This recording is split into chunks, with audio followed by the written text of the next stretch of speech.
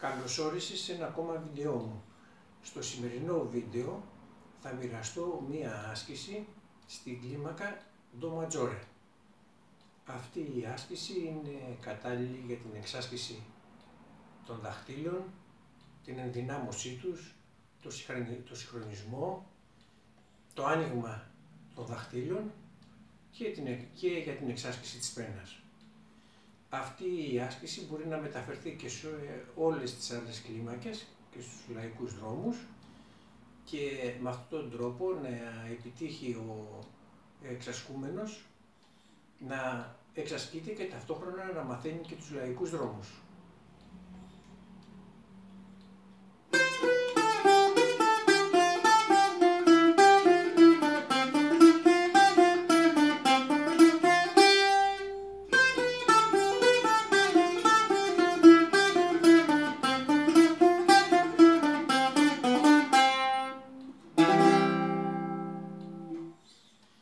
Καλό είναι η άσκηση αυτή να γίνεται με μετρονόμο.